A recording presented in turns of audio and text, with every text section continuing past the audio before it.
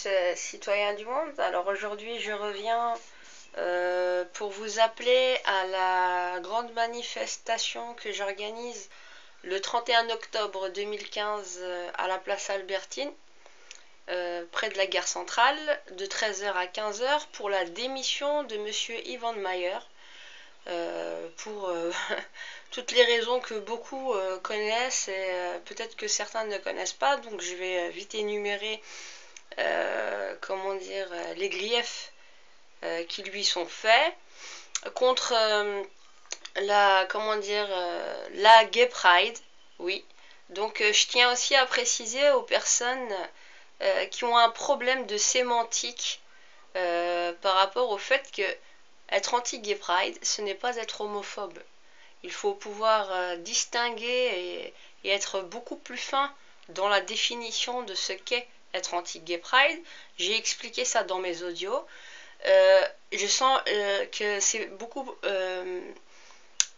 sujet à mauvaise interprétation et je défends tout à fait mes positions concernant le fait que je suis totalement anti-gay pride, contre la dépravation des mœurs de la jeunesse, hein, et surtout que c'est fait sur le dos des citoyens pendant 4 jours, ou peu importe, 4 ou 1 jour, il y a déjà assez de misère comme ça autour de nous, pour que l'argent des citoyens soit utilisé plus intelligemment par un bourgmestre qui nous met entre guillemets tous dans la mouise.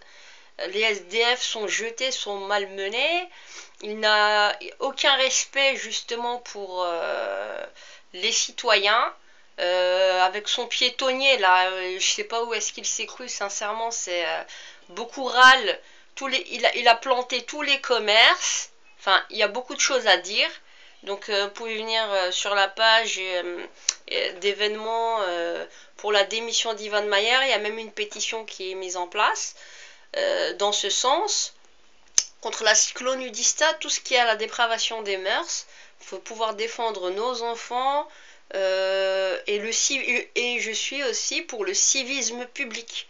Ça, c'est vraiment perdu de plus en plus, et c'est pas au nom de la liberté qu'on doit faire tout et n'importe quoi non plus.